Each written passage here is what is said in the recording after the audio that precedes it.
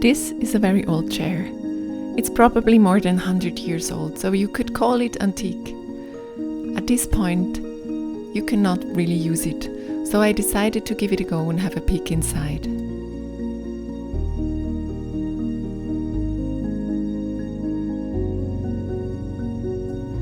The chair used to belong to my grandmother, like so many other furniture that I own.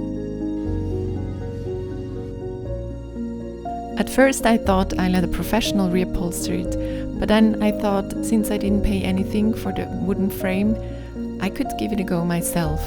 So I started to dissect it and disassemble everything, mainly also because I was curious to see what I would find inside. When I started disassembling, I had no idea if I would ever manage to put it back together again.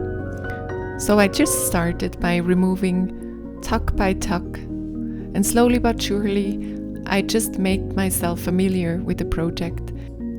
After a while it was less scary to think about all the next steps I had to do and figure out. And while I was removing tucks and brushing off dust, I thought to myself, well, how old is this chair? And how come you can find it in so many thrift and antique stores around in Switzerland? Apparently it's called the Louis Philippe Voltaire armchair.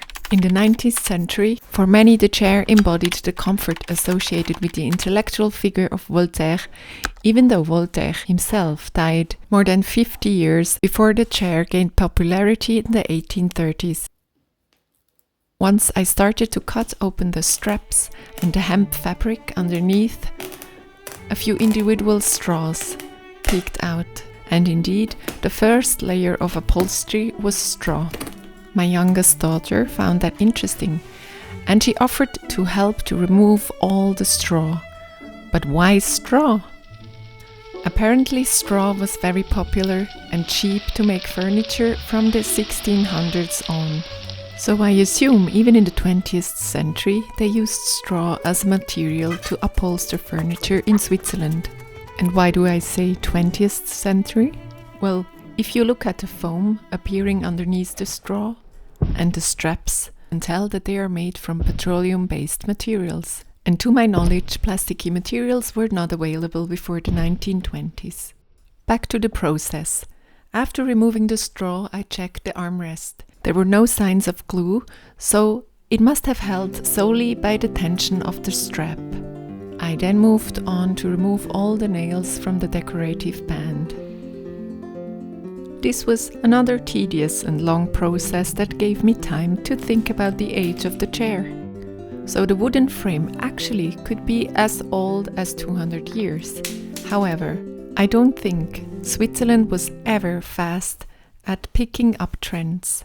So I just throw out a guess, and I would say it could be from the 1880s, the earliest. And last time it was reupholstered must have been maybe in the 1950s. Back to the process. After removing all the tucks and the top fabric layer, a layer of foam that protected the cover fabric appeared. This is not only more comfortable to sit on the straw, but also the friction from the straw does not destroy the cover fabric.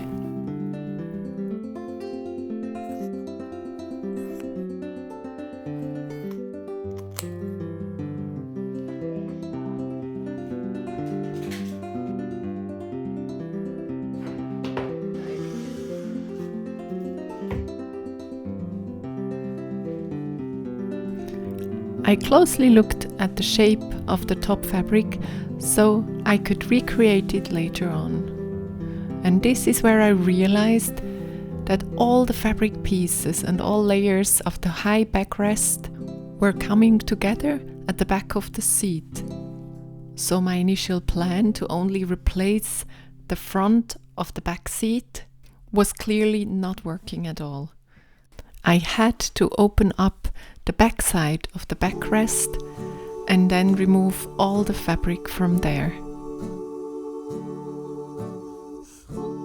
So I continued to remove tuck after tuck on the front side, on the back side, I removed the hemp fabric, I removed some wool, thin wool layer, I removed the front cover fabric, the back cover fabric, the seat cover fabric, everything.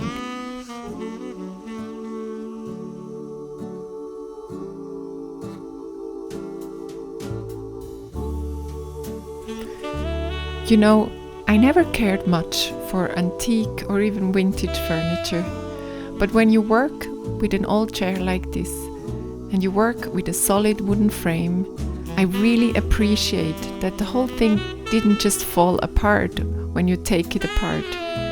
It actually has a solid structure that is good even after a few decades or even a century or more. And I noticed that the time I invested in this chair made the chair in my eye more beautiful, even though I knew I had a lot of time left to mess this up.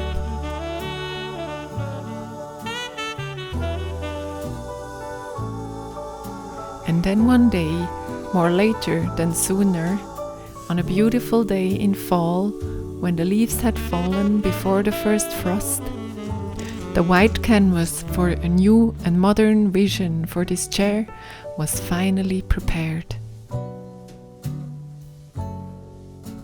Voila!